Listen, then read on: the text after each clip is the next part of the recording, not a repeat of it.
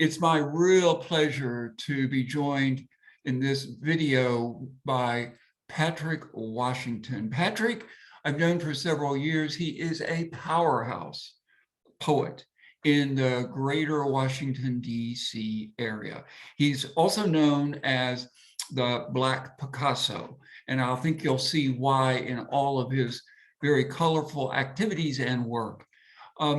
But I'm also interviewing and visiting with Patrick today because he is a real leader in terms of developing young poets.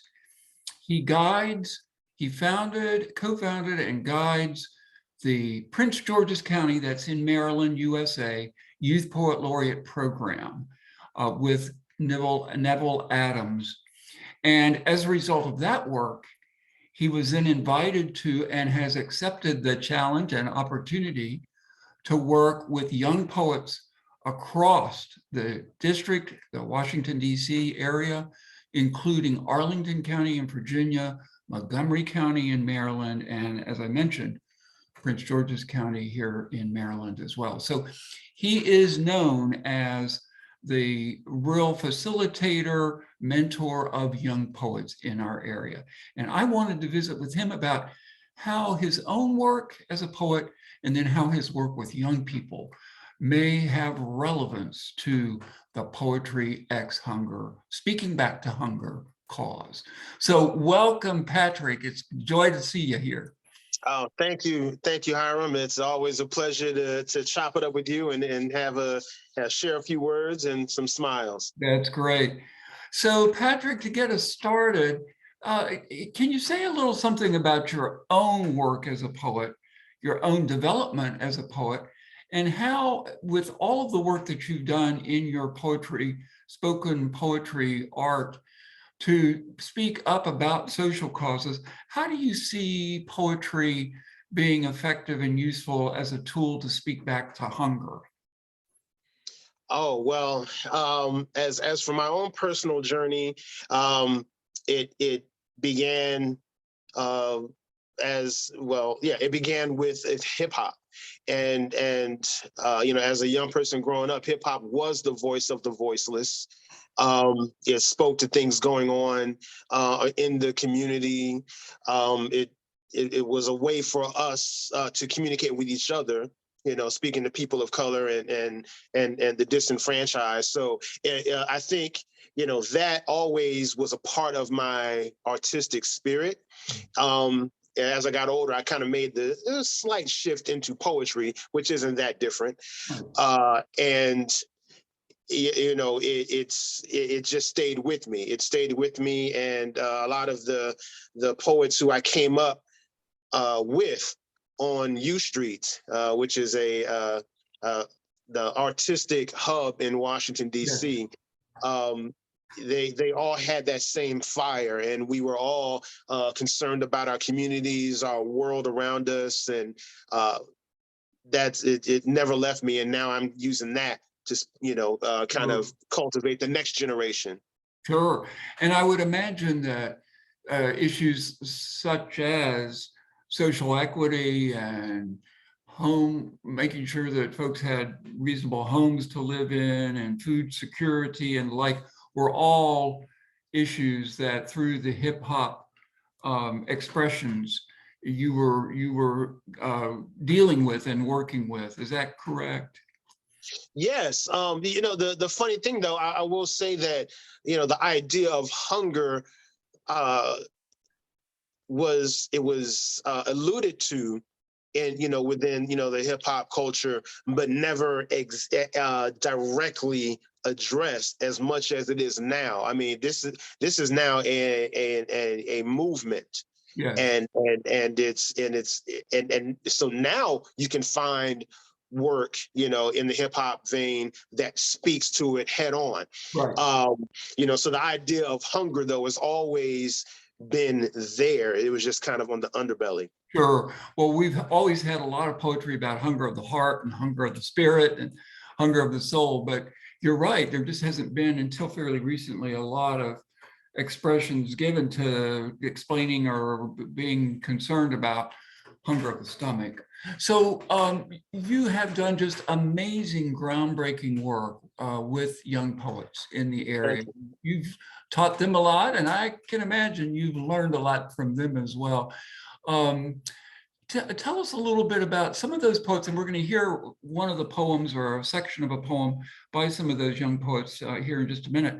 But tell us a little bit about how you've engaged those poets to write a bit about hunger and what you might see them doing in the future on that front. Yeah, well, let me start with, my work as a teaching artist, has taken me across the DMV, that's District, Maryland, and Virginia. Right. And we've, I've witnessed, hunger affecting students in a myriad of ways. The food insecurity, just affects their schoolwork, their concentration, just their demeanor. You can deal with you can become irritable, angry, sad and depressed. And all those things need to be addressed, and it takes a while. I'm not talking about just a meal. These things require actual policy changes Yeah, and care to really change an entire system that has really been broken. And sometimes working with young people that are experiencing it is kind of hard for them to address the problem sure. as much as it is as much as it is for young people who are a little bit better off. Yeah, Mhm. so certain parts of Prince George's County, there are young people who are not experiencing this pain, Right. and but they care just as much. And those are the ones who I found, those who are willing to stand up and speak for those who are suffering like this.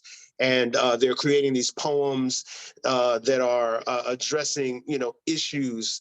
Um, just as illness and injury can take you out of your comfort zone, Mhm. there are also ways to heal. Sure. And these poems, not just a meal, but these poems can feed you as well. Sure. Yeah, I'm often asked, well, can somebody who's never experienced hunger write about hunger?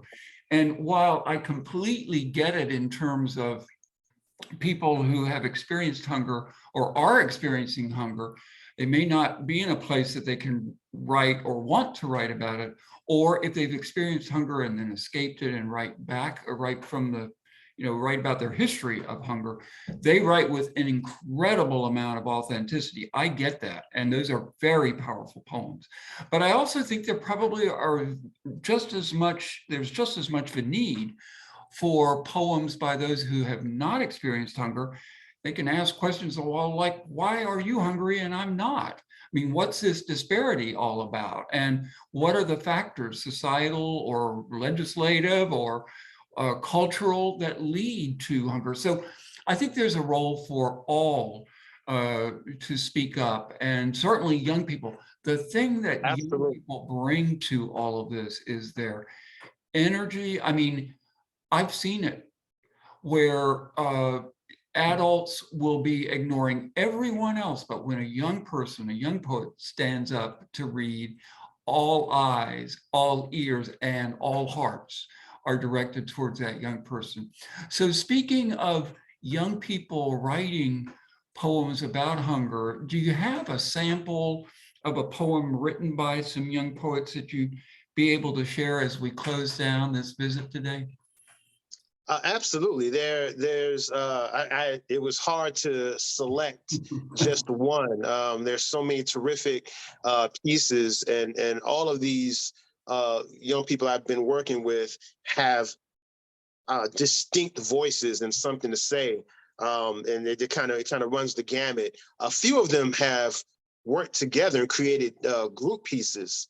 And I'm going to read a section of a poem called Toxic Waste by Jordan Comer and Imani Grace West. His name is Stephen. He is 10.